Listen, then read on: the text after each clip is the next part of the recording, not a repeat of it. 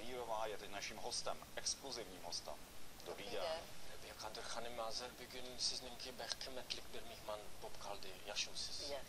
A s námi ve studiu Ondřej Klimeš z Orientálního ústavu Akademie věd, který nám tlumočí z a do ujgurštiny. Děkujeme moc. Dobré ráno. Paní Kadírová, už jste několikrát odmítla, že byste stála za těmi krvavými červencovými nepokoji. Kdo podle vás za nimi stojí? Siz yetinci ayning vakasining bir ötközgüçü boluşning rad qildingiz bir necha qatim. Sizningcha ötközgüçü, vakaning ötközgüçü degan kim? Hükümetin özününki hata siyaseti. Stojí zatím chybná politika čínské vlády.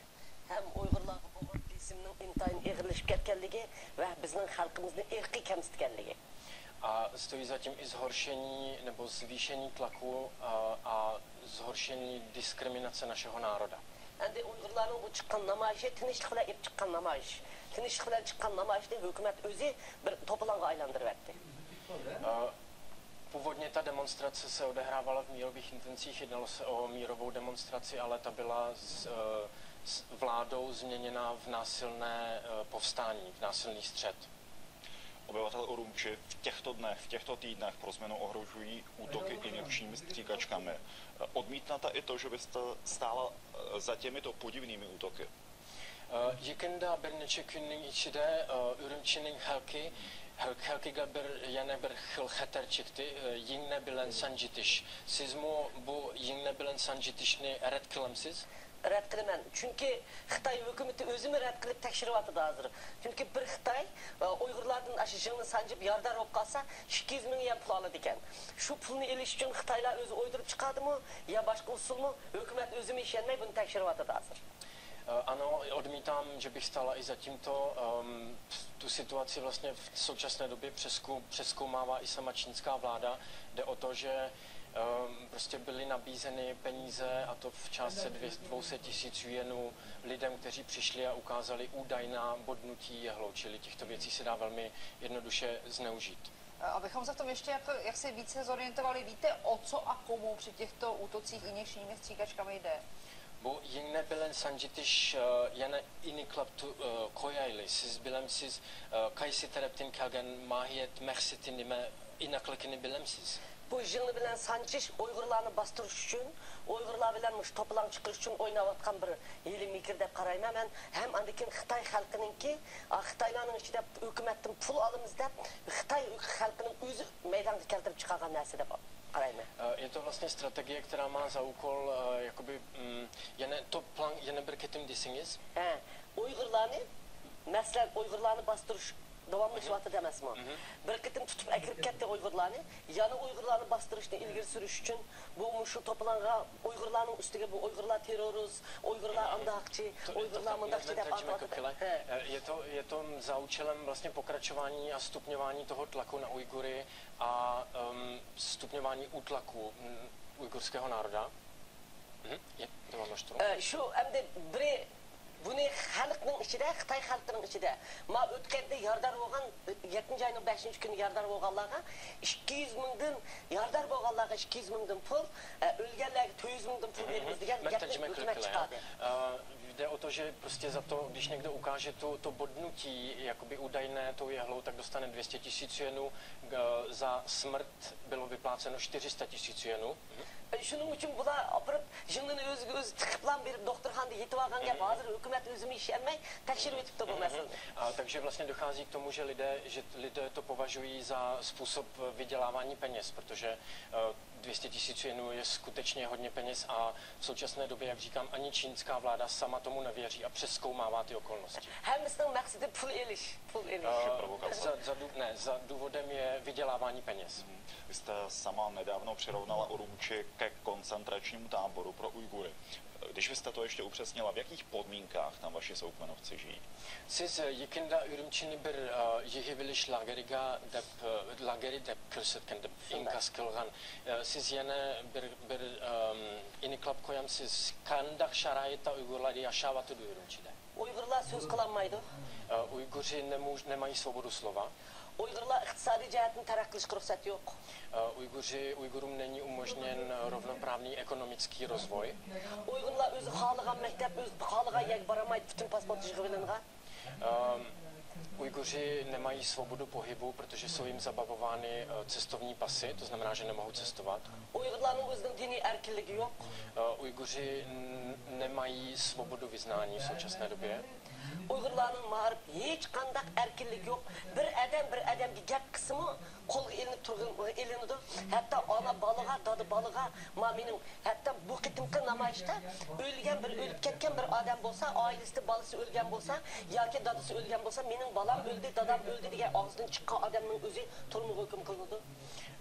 V současné době dochází taky k tomu, že není možno se vyjadřovat například o tom, kolik lidí skutečně zemřelo. Například není možno říct, moje dítě zemřelo nebo nějaký můj příbuzný zemřel při těch demonstracích na začátku července, protože když někdo tyto informace rozšiřuje, tak je sám uvězněn.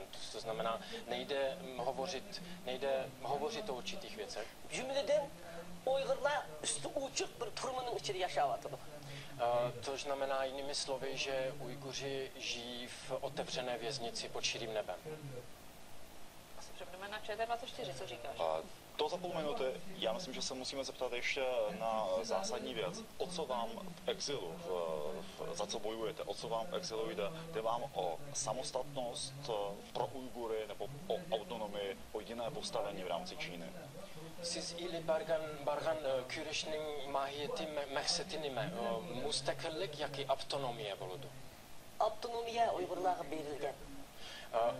Autonomiya byla Ujgurům dána. Lekin Uyg'ur avtonomiya degan gapni Xitoy ijro qilmadi. Ale jakoby ze strany správního hlediska, ale skutečný obsah té právně garantované autonomie čínská vláda neuvedla ve skutečnost.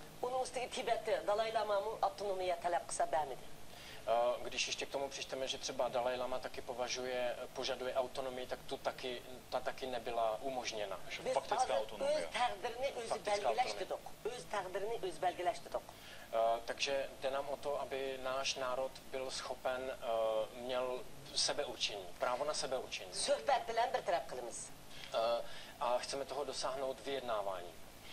Teď Jolka to říkala, na jedničce se musíme loučit, přepněte si na 24, tam pokračujeme, přejeme příjemný den.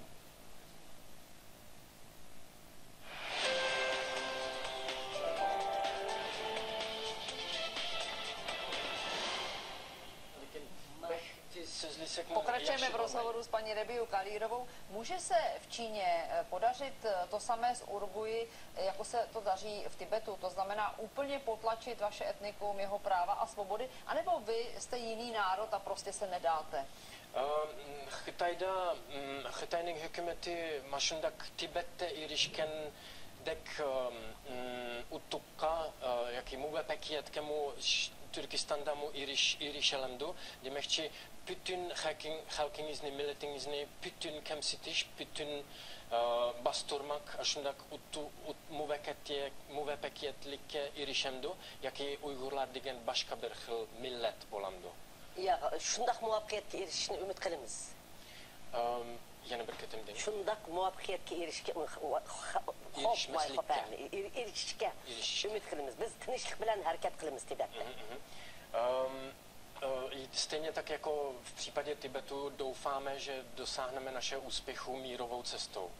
Lekin biz musulmon bo'lganligimiz uchun Xitoy bizga ashundaq har xil terrorist degan qalpoqni kiydirib atadi. Ale jedná se o to, že jenom protože Ujguři jsou muslimové, tak čínská vláda nás nazývá teroristy a tak dále. Lekin biz tinchlik bilan harakat qilamiz, chuqum shunga erishimiz. Takže jenomže my používáme mírové metody jednání a jako takovými dosáhneme úspěchu. Já se moc omlouvám, že do toho vstupuju. Na druhou stranu islámskou stranu východního Turkmenistánu za teroristickou organizaci označila i Organizace spojených národů. Birleşken Devletler Teşkilatı mu Şerki Türkistan'ın İslami partiyesini Şerki Türkmenistan'ındaydı. Şarkı Türkistan. Şerki Türkistan'ın teşkilatını terörçü de teşkilat dep gösterdi. O teşkilat bağ mı yok mu hazır tekşirip atıdı. V současné době není vůbec známo a zkoumá se, jestli tato organizace vůbec existuje. Lekin eğer bu kalsın o Uygurlarga vekillik kılamaydı. Jen berketim. Eğer o bu kalsa Uygur'un vekili bulanmaydı. Uygur halkına vekillik kılamaydı. Pokud se ukáže, že skutečně existuje, tak v žádném případě ji nelze považovat za zástupce ujgurského národa. Děkujeme, že jste přišla. Kilişinizge teşekkür. Rahmet. Děkujeme.